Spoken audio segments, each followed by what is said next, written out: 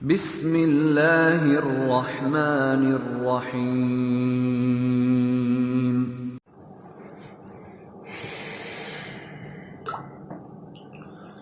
بسم اللہ الرحمن الرحیم۔ الحمد للہ رب العالمین والصلاة والسلام علی رسولہ الامین وعلی آلہ وصحبہ اما بعد۔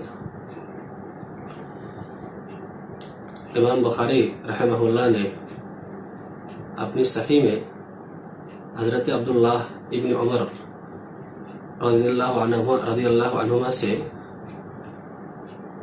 روایت کیا ہے۔ وہ بیان کرتے ہیں کہ نبی کریم صلی اللہ علیہ وسلم نے ارشاد فرمایا، ان من الشجرۃ شجرۃ لا يسقط ورقها وانها مثل المسلم، کہ درختوں میں سے ایک درخت ایسا ہے جس کے پتے جھڑتے نہیں ہیں، اور یہی مثال مسلمان کی بھی ہے۔ وحدثونی ما ہی، تو تم مجھے بتاؤ کہ وہ درخت کون سا ہے۔ فوقع الناس فی شجر البوادی، تو وہاں موجود صحابہ کرام کا ذہن جنگلوں کی طرف چلا گیا۔ قال عبداللہ، حضرت عبداللہ ابن عمر رضی اللہ عنہ کہتے ہیں کہ فوقع فی نفسی انہا النخلہ، میرے ذہن میں یہ بات آئی، میں سمجھ گیا کہ وہ درخت کھجور کا درخت ہے۔ فاستحییت، لیکن حیا کی وجہ سے، شرم کی وجہ سے میں بول نہ سکا، چونکہ وہاں علماء صحابہ تھے، بڑے عمر کے لوگ تھے، اور عبداللہ ابن عمر رضی اللہ تعالی عنہما چھوٹے بچے تھے، اسی لیے حیا اور شرم کی وجہ سے بڑوں کے سامنے بولنا آپ نے مناسب نہیں سمجھا، گرچہ آپ اس کا جواب جانتے تھے۔ صحابہ کرام نے کہا، اے اللہ کے رسول صلی اللہ علیہ وسلم، آپ ہمیں خود ہی بتا دیجئے کہ وہ درخت تو کون سا ہے۔ تو آپ نے فرمایا، ہی النخلہ، وہ کھجور کا درخت ہے۔ تھوڑی دیر کے لیے رک کر کے آپ مذکورہ حدیث میں دی گئی مثال پر غور کریں کہ مسلمان کی مثال رسول اکرم صلی اللہ علیہ وسلم نے کھجور کے درخت سے دی ہے۔ آپ کھجور کے درخت کو سامنے رکھیں اور دیکھیں کہ کھجور کا درخت کے کیا کیا فائدے ہیں۔ اس کا جو تنا ہوتا ہے یہ پلر بنانے کے کام آتا ہے دیہاتوں میں، اور اس کی جو شاخیں ہوتی ہے اس کو توڑنے کے بعد گھروں کی چھتوں کے کام میں لیے جاتے ہیں، چھت بنائی جاتی ہے، آج کے زمانے میں جھاڑو بنایا جاتا ہے۔ ایسے ہی کھجور کا جو پھل ہوتا ہے آپ جانتے ہیں کہ کھانے میں استعمال ہوتا ہے، جس کے بارے میں اللہ کے رسول نے ارشاد فرمایا، علامہ البانی رحمہ اللہ نے اپنی صحیح الصحیحہ میں اس حدیث ذکر کی کہ جس گھر میں کھجور نہ ہو اس گھر کا کھانا ادھورا ہے۔ تو یہ کھجور کا پھل اور پھر اس سے جو بیج نکلتا ہے، گٹھلی، وہ جانوروں کے چارے کے طور پہ استعمال ہوتی ہے، اور اس کو دوبارہ کاشت کے لیے، بونے کے لیے استعمال کیا جاتا ہے۔ تو کھجور کا درخت اپنی نوعیت کے اعتبار سے، اپنی ذات کے اعتبار سے پوری طریقے سے فائدہ مند ہے۔ اس طریقے سے مسلمان کو انسانیت کے لیے پوری طریقے سے فائدہ مند ہونا چاہیے کہ جس طریقے سے کھجور کا درخت اپنے پھل سے، اپنے بیج سے، اور اپنی ذات سے، اپنے تنے سے، اپنی شاخوں سے دوسروں کو فائدہ پہنچاتا ہے، اس طریقے سے مسلمان کو بھی اپنی ذات میں انجمن ہونا چاہیے اور اپنی ذات سے دوسروں کو فائدہ پہنچانا چاہیے۔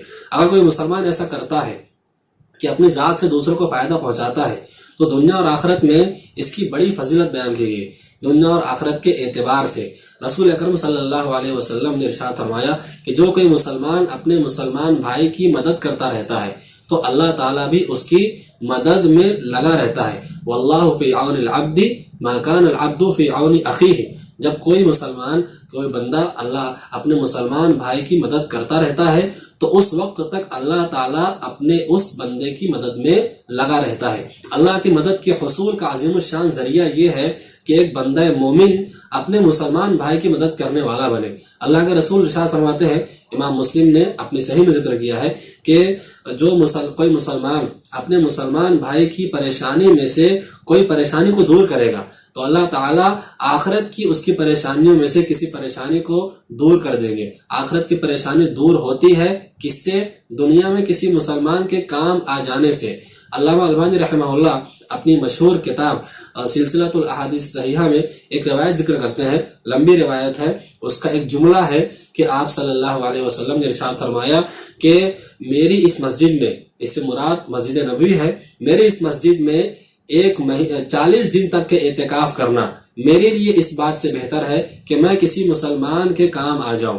ایک مسلمان رمضان کے مہینے میں 10 دن کا اعتکاف کرتا ہے، اس سے آپ اندازہ لگا سکتے ہیں کہ اس کو کیا کیا فضیلت ملتی ہے اور کتنی ساری عبادتوں کو وہ سمیٹ لیتا ہے، وہ اللہ تعالیٰ کی ذات سے جڑ جاتا ہے.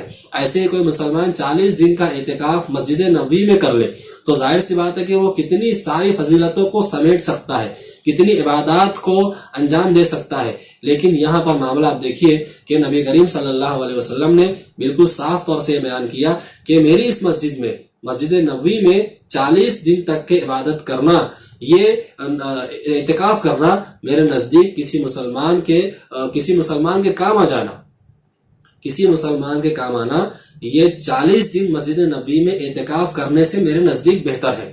آپ اندازہ لگائیے کہ کسی مسلمان کے کام آنے کی کیا اہمیت ہے کہ 40 دن کی نفل عبادتیں ایک طرف اور کسی مسلمان کے کام آ جانا ایک طرف. تو کسی مسلمان کی مدد کرنا، اس کے کام آ جانا، اس کی فضیلت اور اس کی اہمیت زیادہ ہے.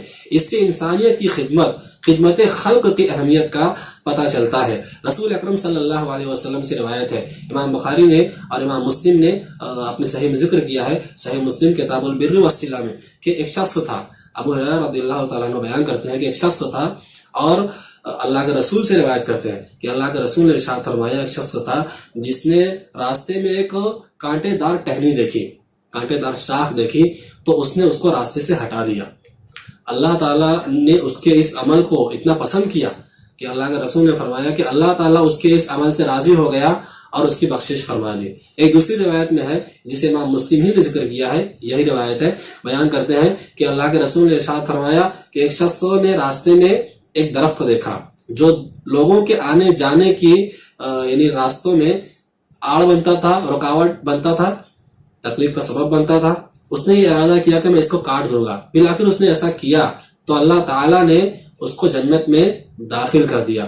گویا کہ ایک ایسا درخت، ایک ایسی شے جو مسلمانوں کے راستوں میں رکاوٹ بنتی ہے، اسے صرف ہٹا دیا اور مسلمانوں کے لیے یا انسانوں کے لیے اس نے آسانی پیدا کر دی.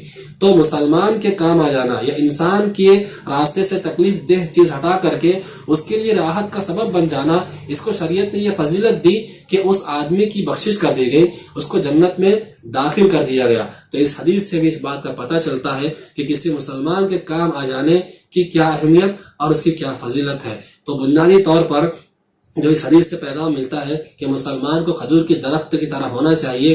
جس طرح سے کھجور کے درخت سے انسانیت کو فائدہ ہے، اس طریقے سے ہماری ذات سے، مسلمان کی ذات سے دوسروں کو فائدہ پہنچنا چاہیے. یہ فائدہ صرف مسلمان کی حد تک محدود نہ ہو، بلکہ یہ فائدہ غیر مسلموں کو بھی پہنچے، اور ہم اپنی ذات سے فائدہ غیر مسلموں کو، یہاں تک کہ جانوروں کو بھی اپنی ذات سے فائدہ پہنچائے. اس لیے کہ اسلام نے، شریعت اسلامیہ نے ہر شخص کے ساتھ، ہر جاندار کے ساتھ ہمیں احسان کرنے کا حکم دیا ہے. اللہ رب العالمین سے دعا ہے کہ وہ ہمیں نیک عمل کی توفیق سے نوازے. وآخر دعوانا الحمدللہ رب العالمین.